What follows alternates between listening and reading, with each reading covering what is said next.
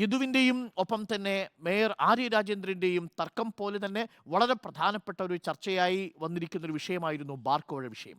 ബാർക്കോഴ വിവാദത്തിൽ അന്വേഷണം ഊർജിതമാക്കുകയാണ് ക്രൈംബ്രാഞ്ച്. ശബ്ദ സന്ദേശം അയച്ച ബാറുടമ അനിമോനെ ഇന്ന് ചോദ്യം ചെയ്യും. പ്രത്യേക സംഘം ഇടുക്കിയിലെ വീട്ടിലെത്തിയാകും വിവരങ്ങൾ ശേഖരിക്കുക. ബാറുടമകളുടെ യോഗം ചേർന്ന കൊച്ചിയിലെ ഹോട്ടലിൽ നിന്നുള്ള CCTV ദൃശ്യങ്ങൾ ശേഖരിക്കാനും നീക്കമുണ്ട്. അലമീൻ തോട്ടുമുക്ക് വീണ്ടും ചേരുന്നു നമുക്കൊപ്പം. അലമീൻ, വൺസ് അഗൈൻ ഗുഡ് മോർണിംഗ്. നമുക്ക് ബാർക്കോഴ വിവാദവും വളരെ പ്രധാനപ്പെട്ട ഒരു വാർത്തയായി നിറഞ്ഞു നിൽക്കുകയാണ്. അതൊരു ആന്റി ക്ലൈമാക്സിലേക്ക് പോകുന്നുണ്ടോ എന്നൊരു ഘട്ടത്തിൽ നമുക്ക് തോന്നിയിരുന്നു. ഏതായാലും മന്ത്രി രാജേഷ് ഇപ്പോൾ വിദേശ ടൂറിലാണ്, എക്സൈസ് വകുപ്പ് മന്ത്രി. ഈ വിഷയത്തിൽ മന്ത്രിക്ക് ഈ പറയുന്ന യോഗം വിളിച്ചതുമായി ബന്ധപ്പെട്ടൊന്നും അറിയില്ല എന്ന് പറയുന്നു. ടൂറിസം വകുപ്പ് മന്ത്രിക്കും യോഗം വിളിച്ചതിനെ കുറിച്ചൊന്നും അറിയുന്നില്ല. ഉദ്യോഗസ്ഥർക്ക് ആ ഉത്തരവാദിത്വം ഏൽപ്പിക്കുകയാണ് മന്ത്രിമാർ. അതിൻ്റെ മറവിലാണ് ഇപ്പോൾ കാര്യങ്ങളൊക്കെ നടക്കുന്നത്. പക്ഷേ പ്രധാനപ്പെട്ട കാര്യം, അനിമോൻ പറഞ്ഞതുപോലെ ഈ സംഘടനയുടെ കെട്ടിടത്തിന് വേണ്ടിയാണോ പണം പിരിച്ചത് എന്നത് വളരെ പ്രധാനപ്പെട്ട ചോദ്യമാണ്. അപ്പോൾ ഇന്നിപ്പോൾ അനിമോനെ ചോദ്യം ചെയ്യുന്നതിലൂടെ എന്തെങ്കിലും സൂചനകൾ ലഭിക്കാനുള്ള സാധ്യതയുണ്ടോ? ഈ അന്വേഷണം മുന്നോട്ട് പോകുമോ, അതല്ല അതൊരു നനഞ്ഞ പടക്കമായി മാറുകയാണോ ലബീൻ?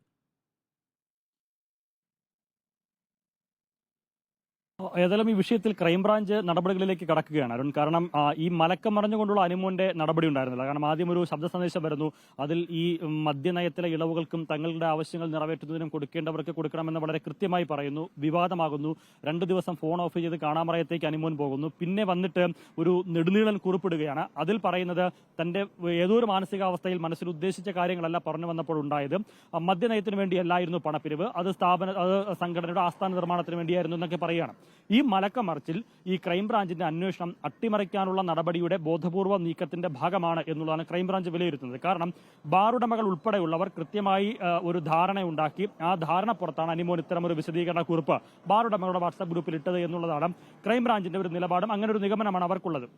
ഏതായാലും ആ വിഷയത്തിൽ പലപ്പോഴായി നമ്മൾ മനസ്സിലാക്കുന്നത് ക്രൈംബ്രാഞ്ച് സംഘം ഈ അനിമോനെ ബന്ധപ്പെടാൻ ശ്രമിച്ചിരുന്നു, മൊഴി രേഖപ്പെടുത്തുന്നതിനും മറ്റുമായിട്ട്.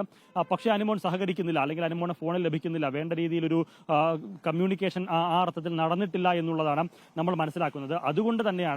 അതുകൊണ്ടുകൂടിയാണ് ഇന്നിപ്പോൾ ക്രൈംബ്രാഞ്ച് അന്വേഷണ സംഘം നേരിട്ട് ഇടുക്കിയിലേക്ക് പോയി അനിമോനെ നേരിട്ട് കണ്ട് മൊഴി രേഖപ്പെടുത്താനായി തീരുമാനിച്ചിരിക്കുകയാണ്. ഇന്ന് ഇടുക്കിയിലെത്തുന്ന സംഘം ഈ അനിമോന്റെ മൊഴി രേഖപ്പെടുത്തും. എന്തായിരുന്നു ശബ്ദ സന്ദേശത്തിൽ ഉദ്ദേശിച്ചത്, ഏതു സാഹചര്യത്തിലാണ് അത്തരമൊരു പരാമർശം നടത്തിയത്, പിരിവ് നടന്നിട്ടുണ്ടെങ്കിൽ അത് ആദ്യം സൂചിപ്പിച്ചതുപോലെ സർക്കാരിനോ മന്ത്രിമാർക്കോ രാഷ്ട്രീയ നേതൃത്വത്തിനോ ഉദ്യോഗസ്ഥർക്കോ കൊടുത്ത് കാര്യം നേടുന്നതിന് വേണ്ടിയാണോ, ഇനി അതല്ല പിന്നീട് അസോസിയേഷൻ നേതാക്കളും പിന്നീട് അനിമോനും പറഞ്ഞതുപോലെ ആസ്ഥാന നിർമ്മാണ ഫണ്ട് സ്വരൂപണത്തിന്റെ ഭാഗമായിട്ടാണോ, ഇതുമായി ബന്ധപ്പെട്ട തർക്കങ്ങൾ ഉണ്ടായിരുന്നോ എന്നതടക്കമുള്ള കാര്യങ്ങൾ അനിമോനിൽ നിന്ന് വിശദമായി തന്നെ അന്വേഷണ സംഘം ചോദിച്ചറിയും. അതോടൊപ്പം അനിമോൻ ഈ ശബ്ദ സന്ദേശത്തിൽ പറഞ്ഞിരുന്നു, ഈ പണപ്പിരിവുമായി ബന്ധപ്പെട്ട് അണക്കരയിലെ ഒരു ബാറുടമ അരവിന്ദാക്ഷൻ മാത്രമാണ് പണം നൽകിയതെന്ന്. പക്ഷേ അരവിന്ദാക്ഷൻ അത് നിഷേധിച്ച് രംഗത്ത് വന്നു. ഈ അരവിന്ദാക്ഷന്റെ മൊഴിയും പോലീസ് രേഖപ്പെടുത്തും. അതോടൊപ്പം ഇടുക്കിയിലുള്ള മറ്റു ചില ബാറുടമകളുടെ മൊഴി രേഖപ്പെടുത്തും. ഒപ്പം കൊച്ചിയിൽ നടന്ന എക്സിക്യൂട്ടീവ് കമ്മിറ്റി യോഗത്തിന് പിന്നാലെയാണ് ഇത്തരമൊരു പൊട്ടിത്തെറിയും വിവാദവും ഒക്കെ വരുന്നത്. ആ എക്സിക്യൂട്ടീവ് കമ്മിറ്റി യോഗത്തിൽ പങ്കെടുത്ത ബാറുടമകളുടെ മൊഴി രേഖപ്പെടുത്തും. ആ യോഗത്തിന്റെ മിനിറ്റ്സും അതിന്റെ മറ്റ് അജണ്ടകളും ഒക്കെ പോലീസ് പരിശോധിക്കുകയും ചെയ്യും. ആ ഹോട്ടലിലെ ദൃശ്യങ്ങൾ പരിശോധിക്കും.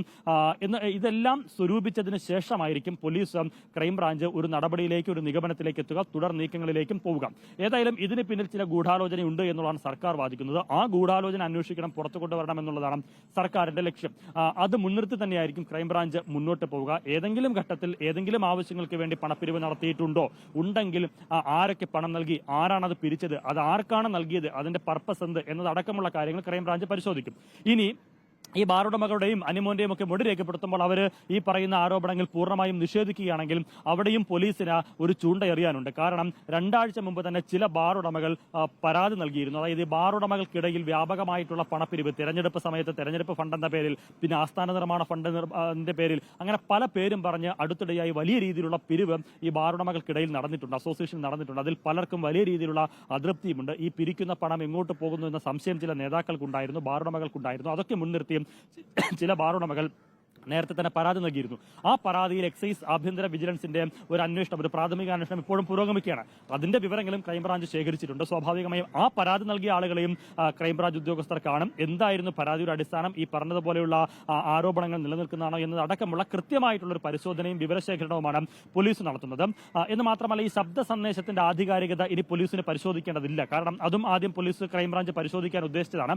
പക്ഷേ ഒരു ഘട്ടത്തിലും അനിമോൻ പറഞ്ഞിട്ടില്ല ആ ശബ്ദ സന്ദേശം തന്റേതല്ല എന്ന് അനിമോൻ അനിമോൻ നിഷേധിച്ചിട്ടില്ല. അതുകൊണ്ട് തന്നെ അതിന്റെ ഒരു ആധികാരികതയിൽ സംശയം ക്രൈംബ്രാഞ്ചിന് നിലവിലില്ല. അതിന്റെ ഉള്ളടക്കവുമായി ബന്ധപ്പെട്ട് അതിന്റെ സന്ദർഭവുമായി ബന്ധപ്പെട്ടുള്ള സംശയവും വ്യക്തതയുമാണ് ക്രൈംബ്രാഞ്ച് തേടുന്നത്.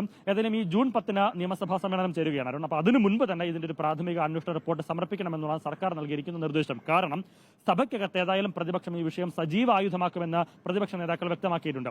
അങ്ങനെ നിയമസഭയ്ക്കകത്തേക്ക് ഭരണപക്ഷത്തെ അവരെ പരിക്കേൽപ്പിക്കാനുള്ള ഒരു അമ്പുമായി അല്ലെങ്കിൽ ഒരു ആവനാഴിയിലെ ആയുധമായി പ്രതിപക്ഷം ഈ വിഷയത്തെ കാണുമ്പോൾ ക്രൈംബ്രാഞ്ചിന്റെ ഈ റിപ്പോർട്ട് മുൻനിർത്തിയുള്ള ഒരു പ്രതിരോധ മതിൽ തീർക്കാനാണ് ഭരണപക്ഷം തയ്യാറെടുക്കുന്നത്. അതുകൊണ്ട് തന്നെയാണ് എത്രയും പെട്ടെന്ന് റിപ്പോർട്ട് സമർപ്പിക്കാൻ ക്രൈംബ്രാഞ്ചിന് നിർദ്ദേശം നൽകിയിരിക്കുന്നത്. ഏതായാലും ക്രൈംബ്രാഞ്ചിന്റെ ഈ പ്രാഥമിക അന്വേഷണത്തിലെ കണ്ടെത്തലുകൾ, അതിനുശേഷമുള്ള തുടർ നടപടികൾ, ഈ മൊഴിയെടുക്കുമ്പോൾ അനിമോൾ നൽകുന്ന വിവരങ്ങളും വിശദീകരണങ്ങളും മറ്റ് ബാറുടമകൾ നൽകുന്ന വിശദീകരണം, ആ നിലപാടൊക്കെ ഈ കേസിൽ ഏറെ നിർണായകമായിരിക്കും. ഏതായാലും ഇന്ന് ഇടുക്കിയിലെത്തി അനിമോൾ ഉൾപ്പെടെയുള്ളവരുടെ മൊഴി രേഖപ്പെടുത്താനാണ് ക്രൈംബ്രാഞ്ചിന്റെ നീക്കം. Thank you Allameen.